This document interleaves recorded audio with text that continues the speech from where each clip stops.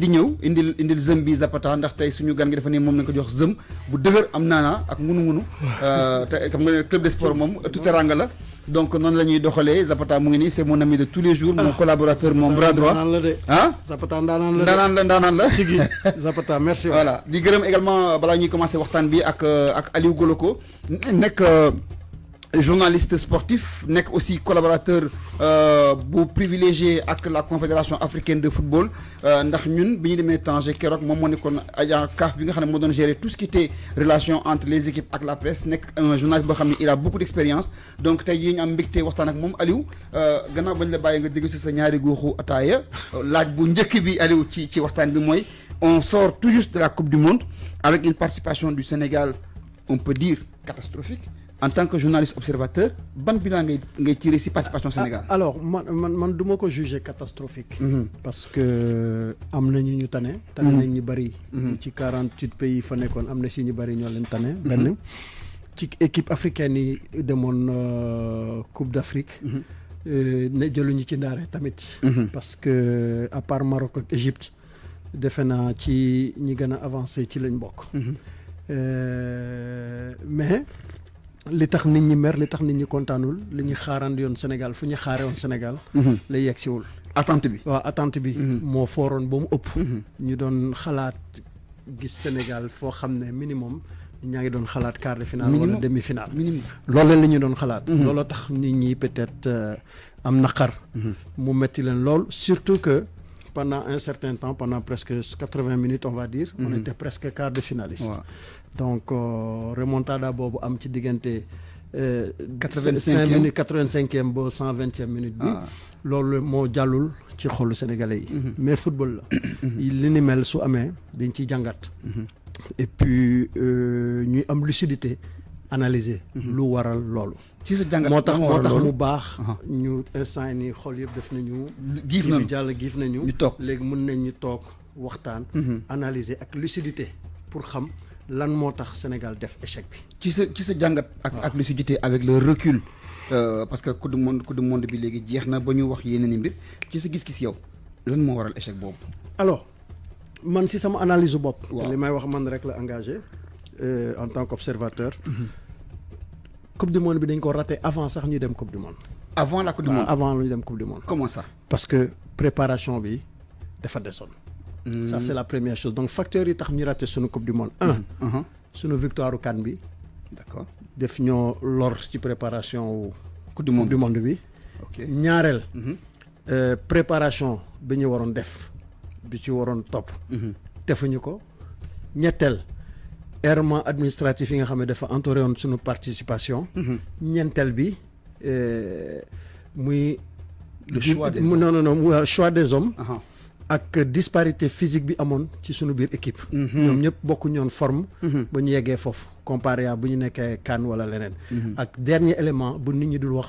réseaux sociaux yi ci lu ñu sànq lu ñu gën a sànq réseaux sociaux yi si la bokk waaw donc mu war a indi bu ñuy xoolaat taxawaay équipe bi ak loo xam ne dañ koy génne ci réseaux sociaux ak lañ koy wax ci réseaux sociaux yi il faut à l'avenir ñu def attention parce que dafay contribuer si saper moralu joueurs yi saper moral administratif yi fausser décision wu ñuy décider parce que apprécier moom aussi ak ay conseils techniques am pour xam ndax loolu c'est faisable wala ce n'est pas faisable nga doogoo nga après mu jox leen réponse ngeen doogoo dellu si communiquer autour de cette décision là defuñu loolu dañoo génn comité géré balaa ne le minuit bi xamul 2 heures du matin ñu ne le coach est viré yaa ngi dégg viré ko non 2 semaines avant 2 semaines avant boo paree da nga ko viré entendre ko parce que peut-être si contrat am da nga ko jox ay objectif ak yooyu bu fekkee ne atteindre objectif da nga koy teg ne ko lii kat moo nag yow lii la ñu signé woon lii moo nekkoon ci contrat bi comme que defoo ko dañuy décider ne dañ lay dàq mu xalaatam moom mu xaw a xalaatam parce que il donne les raisons et tout nga apprécier ko parce que am nga direction technique nationale ils ont des moyens techniques pour analyser ay résultats ak lu mu wax boo conseiller président sur une dernière décision après nga doog a jël sa décision su boobaa c'est motivé. et su boobaa déglu nga ki nga bëgg a dàq. parce que donc jaar nga ci yoon yëpp. voilà su boobaa mun nga ko def. mais tey nga xëy dàq ko. Pape Thiaw bu ici là de bons avocats. attaqué nous pour rupture abusive de contrat mais da ngay daanu. te 3 ans la signé 3 ans yi ça équivaudrait à presque 2 milliards nga koy fay. fan ngay jëlee 2 milliards. fay 2 milliards benn entraîneur national. mais 2 milliards boobu mun na développer une bonne partie de notre football. le football professionnel. ak leneen ak leneen. 1 milliard sax baax na pour ñoom 1 milliard baax na pour ñoom. xam nga donc moo tax ma ne la tey au jour d'aujourd'hui Pape n'est pas encore viré bu loolu weesoo. oublie de côté. aspect technique tactique bi ñuy wax. foofu laa waxee moo tax ma ne bu doon maa jël responsabilité tey. du ma dàq Pape Thiaw. léegi parce que xam nga lu tax. waaw aussi au-delà de tout. Sénégalais là il a valu beaucoup de satisfaction au Sénégal gagné na CAN gagné na CHAN. qualifié nañu coupe du monde. ak yooyu. waaw boole ci mu am tolof après finale bi. di défendre réewam. ba jël ci 5 matchs de suspension.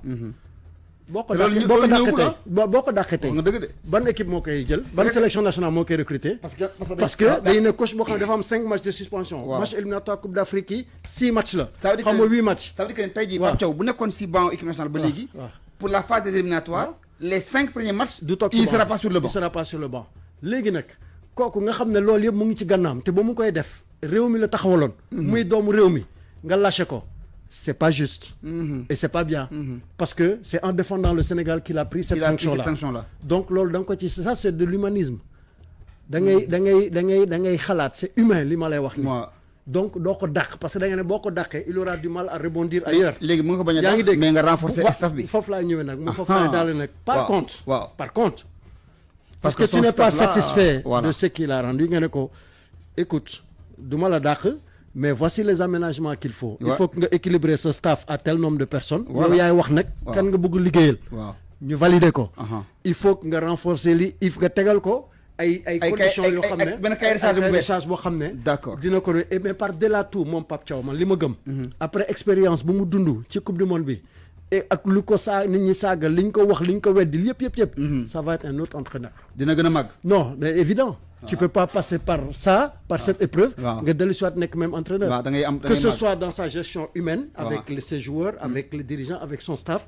que ce soit au niveau technique et tactique. mais dafa mondial bi da ko jàngal lu bari. donc bu ñëwaatee il va revenir encore plus fort et sera un autre coach. raison yooyu moo tax ma ne man boog bu doon man Aliou Golo ko may décider. man du ma ko dàq.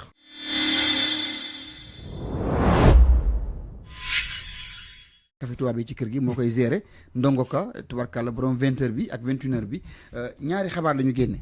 la CAN va passer de 24 à 28. ak le tribunal arbitral du sport. déjà yow yaa ngi collaborer ak waa confédération africaine de football. xabaar boobu noonu 24 à 28 ce sera à partir de cette Coupe d'Afrique des Nations wala c'est pas encore valide. non loolu idée la boo xam ne président def ko. génne ci conférence de presse bu mu def barki démb. ca Johannesburg. mais du loo xam ne comité exécutif bi entériné ko. donc entériné gu ko. du loolu mooy nekk tey rek gis naa directeur communication CAF. def message. préciser encore une fois que loolu fake news le président musul wax loolu. ne on va jouer avec 28 équipes CAN bi di ñëw CAN 2027 en tout cas. Ouganda Pamoja bi. Ouganda Kenya ak Tanzanie.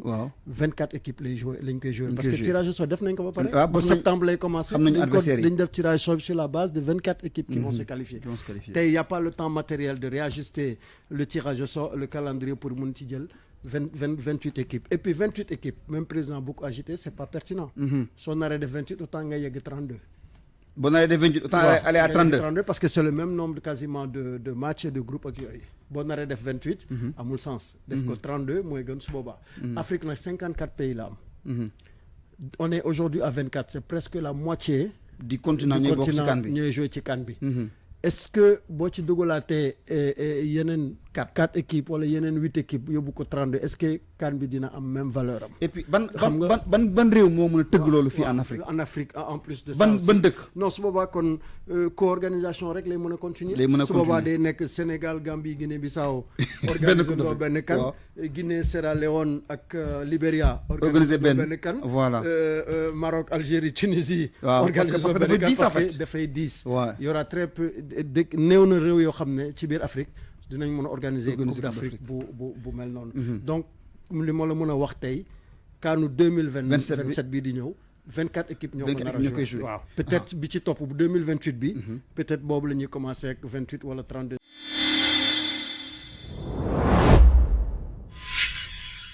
On est presque arrivé à la fin de ce tour d'info de 60 minutes.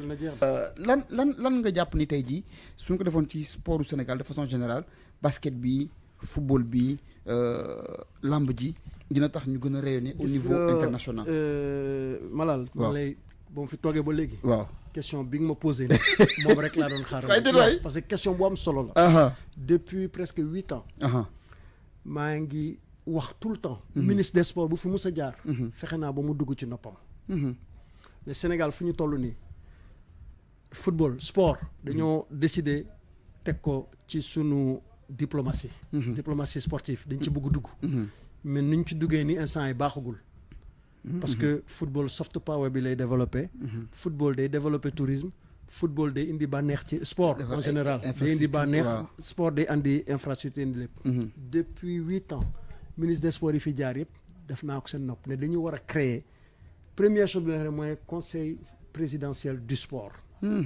maanaam at bu ne nga dajalee doomu Sénégal fu mu mënta nekk ci àdduna sénégalais wala doomu Séné wala diaspora. descendant sénégalais indi ko fu mu mënta nekk ci àdduna te musu am benn responsabilité ci gestion de sport. à tous les niveaux muy performance muy médecine muy communication muy marketing. muy équipement muy financement au sport ak yëpp. nga dajale leen fi teg leen si kat ñetti fan ñu réfléchir. ñu xalaat génne plan bu bees. génne plan à tous les niveaux. sur la performance sur la médecine du sport sur le marketing sur l'infrastructure sur l'organisation. lépp génne ko. jox ko ministre mu dem teg ko président ne ko conseil présidentiel bi lii la xalaat lii la jur. léegi parce que dañuy su boobaa dañuy waxaale mesures yi nga ko mën a teg. notamment parafiscalité bi nan lañ koy financer nan lañ koy doxalee nan lañ koy dérouler. président jël ko ne léegi désormais lii mooy suñu stratégie ci mbirum sport. ñu daal di doxal. Rwanda. waaw. ëpp ñu moyen. déedéet. gënuñu rëy. déedéet. ëpp ñu histoire sportive. waaw mais impact bu mu nekk di am ci sport tey. ñun amuñu ko. déedéet. Maroc bi ñuy wax nii. moo ñu ëpp moyen ëpp infrastructure mais ëpp ñu xam-xam. doomu Sénégal yi nga xam ne dañu contribuer yoon ci développement plan Maroc. ñaata coach la fi Maroc jël yóbbu. muy beach soccer muy formation des petites catégories. ñëpp ay sénégalais lañ. ak yeneen réew. lu koy firnde je dis souvent xool leen coach étranger. coach africain noir. yi nekk Europe. di entraîner niveau professionnel. 6 la ñu ci àdduna bi 5 ay sénégalais lañu. Patrick Vieira. Daniel Thioune. Omar Daf. Mbaye Leye Babacar Ndiaye Leipzig waaw 5 ak Lamine Ndiaye voilà. ba mu fa nekkee c'était le premier africain à entraîner un club professionnel en Europe. avant après Boubacar Sarr le coach ñëw. Voilà. Donc il y en a 7 fils du continent qui ont déjà entraîné au très haut niveau foofu. xam nga fa ne ñooñu boo leen tegee. Habib Beye. j'ai oublié Habib, ça fait 8. Pour revenir plus Habib Beye. Demba Ba directeur sportif de Strasbourg maintenant. avec un bon parcours. Imagine ñooñu ñëpp nga andi leen fii. nga ne xalaat leen sur la base de seen vécu ak seen expérience indil lañu. pareil ci athlétisme. ba fi Lamine Diack nekkee ak ñeneen ak yeneen sénégalais. boo demee ci médecine du sport bi. boo demee ci marketing sportif bi. ainsi de suite sénégalais yaa ngi fu nekk àdduna am nañu Gallo Fall. baal bi fu tolle tey. waaw Gallo la balle c'est un bébé de Gallo. waaw c'est vrai. ak yeneen projet actuellement fu mel ne ñu ngi am forum Seed Project ñu ngi def seen forum Thiès. di xool nu ñu gën a suqali basket bi di ko gën a avancer. ak ñeneen doomu réewum Sénégal yoo xam ne. chaque jour ñu woo leen solliciter leen ci seen expertise. ci mbirum gestion de sport. Djamil Faye aujourd'hui il faut être heureux qu'il soit auprès du président. parce que kàngam la ci mbirum sport ndaanaan la ci mbirum sport ci Afrique ci monde bi. et on a besoin de toutes les ressources sénégalaises. dajale leen ñu réfléchir pour réew mi pour mun ko dérouler mu avancer loo sunu réew ci.